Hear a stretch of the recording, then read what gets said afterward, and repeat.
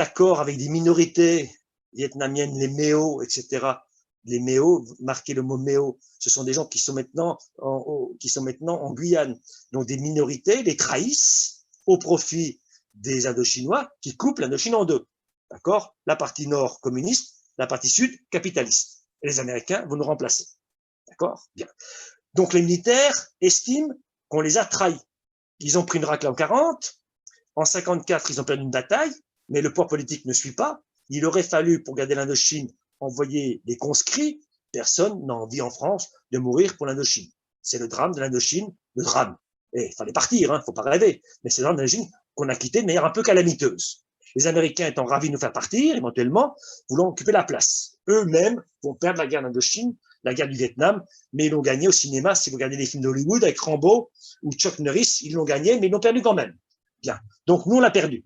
Et je répète, les militaires de carrière l'ont saumâtre parce que, je répète, eux estiment qu'on pourrait garder l'Indochine, mais il faudrait y mettre des moyens. Or, le pouvoir politique estime que c'est pas possible, on va devoir quitter l'Indochine à terme.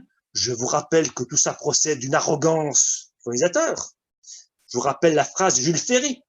Il appartient au peuple supérieur d'apporter au peuple inférieur les lumières civilisation. C'est comme ça qu'on va déclencher la guerre de Cochinchine. Quand on occupe le pays, on méprise les classes dirigeantes, pourtant extrêmement instruites, parce que les Asiates sont mieux instruits que nous dans leur classe dirigeante. Donc, quand vous avez un Indochinois qui fait Polytechnique, parce qu'il est brillant en mathématiques, il rentre au pays et on le traite comme un Nyakwe, comme un espèce de paysan, un manque rien. Ça, c'est l'arrogance des colonisateurs, qui sont pas les gens les plus intelligents, en général, sinon ils restent au pays, ils restent en France, qui vont dans un pays colonisé où on a l'illusion que être, si je puis dire, français, c'est dominer le natif du coin, arabe ou indo-chinois. Et c'est l'erreur qu'on commet. D'accord? Première erreur, ne pas leur donner la nationalité française. Deuxième erreur, les mépriser. C'est un classique. Hein. C'est comme l'histoire des hommes, pardonnez-moi les filles, qui, quel que soit le statut de l'homme, l'ouvrier, à côté d'une femme, c'est moins inférieur à un homme. Eh bien non, il y a des mecs qui sont inférieurs à des hommes. En général, c'est ce que je pense. Et donc, c'est ça qui arrive. Donc, on a cette espèce de côté imbécile, on a cette arrogance du français par rapport, je répète, aux colonisés, ce qui est une erreur rédhibitoire. Donc, Diap, qui, encore une fois, aurait pu être très bien resté sous le drapeau français, on n'a pas su, si je puis dire, le séduire. Les Japonais ont occupé l'Indochine durant la Seconde Guerre mondiale. Quand ils sont partis, ils ont laissé l'armement, évidemment, aux Indochiniens, en disant faites partir les Français. Et c'est comme ça qu'on a dû quitter, si je peux dire, l'Indochine. On a donc perdu cette guerre. Les Américains n'ont pas fait mieux. Donc, les troupes militaires françaises sont rapatriées en métropole en Algérie. D'accord, 54. Et à Dien Bien Phu, vous doutez bien que les troupes de Diap vont séparer les militaires originaires de métropole de ceux qui viennent d'Algérie, du Maroc ou de Tunisie. Parce que dans l'armée de métier, il y a beaucoup, évidemment, de Maghrébins qui sont engagés. Et ils vont les renvoyer au pays en disant, les gars, faites comme nous. Donc, il n'est pas étonnant qu'après la défaite de mai 54, en novembre 54 en Algérie, commencent des événements. Ils disent, mon gars, mais allez-vous, débarrassez-vous des Français. D'accord? Reprenant au demeurant la vieille ancienne de Woodrow Wilson en 1917, les peuples doivent pouvoir disposer d'eux-mêmes. Rappelez-vous, comme 1940, 41, les troupes américaines débarquent au Maroc, en Algérie, et ils disent aux natifs, mais les Français, il faut qu'ils partent. C'est la vision américaine. Vous comprenez, dans cette histoire, c'est pas le gentil le méchant, c'est la vision américaine. On va dominer le monde sur une base impérialiste et pas colonialiste. Donc, eux sont pour le fait que les Français quittent éventuellement leur territoire en Afrique du Nord ou en Afrique pour dominer ces pays sous la forme de l'impérialisme. Donc, il y a un jeu américain comme un jeu russe d'impérialisme qui fait que les deux sont pour le fait que les Anglais, les Français, les Espagnols, les Portugais qu'on les colonie soient amenés à foutre le camp de l'Afrique pour eux-mêmes dominer ces territoires. C'est un classique, hein, c'est pas mieux. Mais aujourd'hui, vous avez en Afrique noire des gens qui sont ravis d'avoir les Chinois. Je suis pas sûr que les Chinois sont mieux que les Français. En clair, il faudrait que les Africains s'occupent de se développer sans nous. Mais ils ne le veulent pas dans leurs élites. Ils veulent tout de suite arriver aux avancées, si je puis dire, de l'air conditionné, les avantages de l'Occident, avec le sac Hermès et, encore une fois, les chaussures Louis Vuitton ou Louboutin. Vous voyez, c'est ça le drame des élites africaines. Mais comme en Argentine, hein. En Argentine, c'est pareil. Les élites veulent un train de vie à l'européenne et ruinent le pays. Donc, il faut comprendre, je répète, par rapport à ce que je raconte, c'est que en Algérie, vous avez des gens qui estiment que les Français colonisent ce pays, et donc il faut les chasser, d'où le début des événements d'Algérie, d'où le début de la guerre d'Algérie, les fellahs deviennent des fellagas. Or, comme l'Algérie c'est la France, vous avez un homme politique célèbre qui dira l'Algérie c'est la France. Qui est-ce? C'est François Mitterrand, ministre de l'Intérieur, qui est juriste de formation. Et il ne dit pas ça parce qu'il est colonialiste, il dit ça parce que juridiquement, il dit une vérité juridique. Quand François Mitterrand, ministre de l'Intérieur, dit l'Algérie, c'est la France, il dit une vérité historique. L'Algérie a été départementalisée, donc l'Algérie, c'est la France. Il va devenir garde des Sceaux. Or, ces fellagas, c'est-à-dire ces terroristes, qui mènent une guerre asymétrique, donc ils ne combattent pas sur la guerre. La guerre suppose qu'on respecte les conventions de Genève. On combat sous uniforme. Il y a bien une armée de libération nationale, le MNA, le FLN, qui est au Maroc ou en Tunisie. Mais entre le Maroc, la Tunisie et l'Algérie, il y a ce qu'on appelle la ligne Maurice, une ligne de défense électrifiée qui est infranchissable. Donc vous avez, je répète, des gens qui sont dans le maquis, qui ont une guerre asymétrique, une guerre d'harcèlement de l'armée française, qui est une guerre illégale. Pour nous, ce sont des terroristes. Or, eux se livrent comme des résistants. Et l'histoire est facétieuse. Qu'est-ce que c'est qu'un résistant français en 1940? C'est exactement un fellaga en 1954. C'est quelqu'un qui combat sans uniforme. Et donc, un résistant, c'est un terroriste vu du côté de la victoire. Quand vous perdez, vous êtes un terroriste. Si vous gagnez, vous êtes un héros, un résistant. Et là, ça vous ramène au parallèle par rapport à ceux qui sont qualifiés de terroristes aujourd'hui. Je ne vous dis pas qu'ils me sont sympathiques, hein, les excités qui font du terrorisme, mais comprenez cette espèce de jeu qui fait que vous pensez avoir une vérité, ils ont une autre vérité. Donc les fellahs, qui viennent fellagas, commettent des attentats, faute de pouvoir faire partie de l'armée française de force. Évidemment, ils n'y arriveront jamais, mais on ne pourra non plus jamais pacifier les Aurès.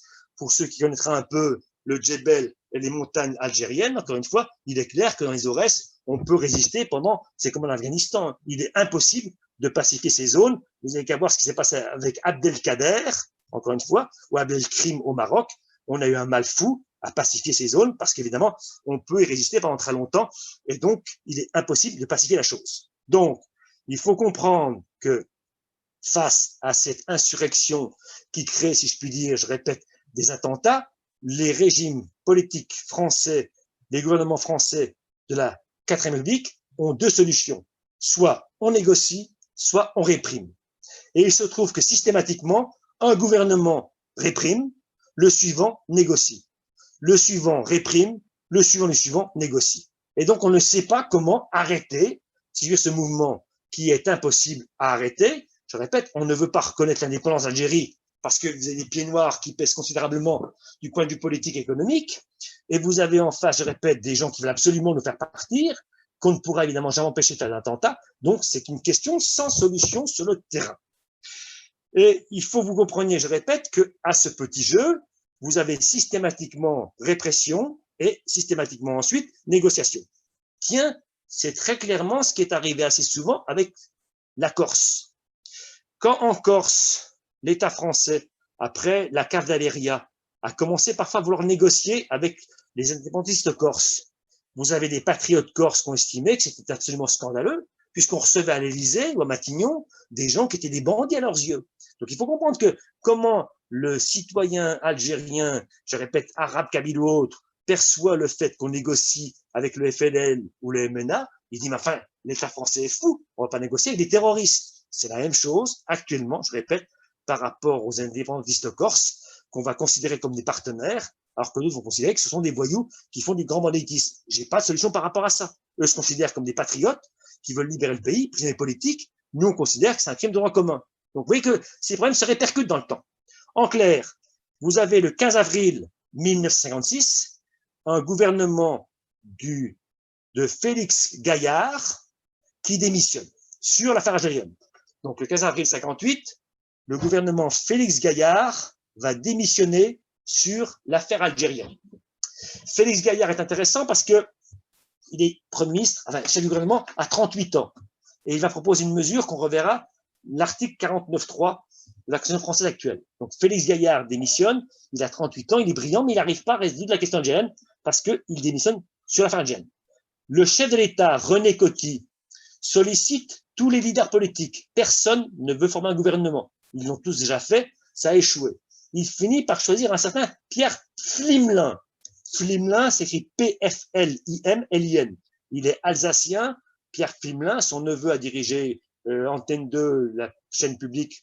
Vous avez peut-être entendu parler de Pierre Pflimlin. Donc Pierre Pflimlin, il est alsacien. On sait qu'il veut une politique libérale en Algérie. Alors René Coty a dit, je l'ai fait exprès, parce que automatiquement l'armée de métier en Algérie française est exaspérée à l'idée qu'on négocie, parce que passent leur temps depuis 4 ans à réprimer, si je puis dire, à tenter de réprimer la révolte. Et donc vous avez une insurrection qui a lieu à Alger, l'insurrection, vous devez connaître, du 13 mai 1958, insurrection populaire. Donc c'est pas un putsch, c'est pas un coup d'État, mais c'est un mouvement populaire. On a réussi le tour de force de la part des gaullistes qui l'ont instrumentalisé, de faire descendre des Arabes de la Casbah d'Alger pour se mêler au mouvement insurrectionnel. Que réclament ces personnes, dont il y a des pieds noirs, mais je répète, des Arabes et des militaires qui instrumentalisent tout ça dans l'arrière-cour? Ils réclament un comité de salut public présidé par De Gaulle. On veut rappeler De Gaulle aux affaires. Donc, ce sont des gens qui souhaitent que De Gaulle vienne régler la question algérienne qui, depuis 4 ans, est insoluble. D'accord? Alors, vous avez le gouverneur général, parce qu'en Algérie, il y a ce qu'on appelle un gouverneur général qui va remettre ses pouvoirs au gouverneur militaire, qui s'appelle Salan, S-A-L-A-N. Et le 24 mai, vous avez la Corse qui va s'insurger contre la métropole. Entre-temps, le 13 mai, le grand Pflimlin est investi dans la nuit par la Chambre des députés pour devenir l'avant-dernier gouvernement de la 4e République. Et là, on rentre dans la légende. Il paraît que Pflimlin est allé voir De Gaulle à Colombey des Églises en disant au général, est-ce que vous avez tenté quelque chose contre moi? Et De Gaulle aurait dit non, aucun problème, monsieur Pflimlin, je vais vous laisser gouverner. Dès le 15 mai, donc 2 jours après, alors que, je répète, le grand Pflimlin a été investi par son député, De Gaulle fait savoir par voie de presse qu'il veut bien assumer le pouvoir, mais il ne veut pas passer par la procédure habituelle d'investiture. Il ne veut pas passer par les fourches caudines des assemblées parlementaires. De Gaulle méprise les parlementaires, la partitocratie. Pour lui, c'est ce Parlement qui explique la défaite de 40. Donc pour lui, les parlementaires, c'est sans intérêt. Il ne les aime pas. Bien. Donc, De Gaulle, pourtant, dit, moi, je veux bien prendre le pouvoir, mais pas en passant par la forme traditionnelle de l'investiture. Et là, René Coty va jouer un rôle essentiel. René Coty a été élu second président de la République, COTY, après Vincent Auriol en 1946. Vincent Auriol fait 7 ans et René Coty le remplace en 1954. René Coty a été élu par les assemblées ensemble réunies en Assemblée nationale, donc élu par les parlementaires, comme tous ses prédécesseurs de la Troisième République. Donc, comme l'a été Vincent Auriol, ce sont donc des gens qui sont élus président de la République par les seuls parlementaires, donc ils sont bien élus au suffrage universel, mais indirect. Et René Coty a été élu grâce à sa prostate. Mesdames, vous savez ce qu'est une prostate? Sans commentaire. Et vous savez qu'à un certain âge, les garçons ont des problèmes de prostate, comme vous aurez-vous, des problèmes de descente d'organes. C'est pas mieux, mais à chacun ses problèmes, si je puis dire, de vieillesse. Et il est clair que René Coty a été élu au 13e tour grâce à sa prostate. Alors, c'est pas anecdotique, je vous raconte. C'est l'histoire de France. Quel est le problème?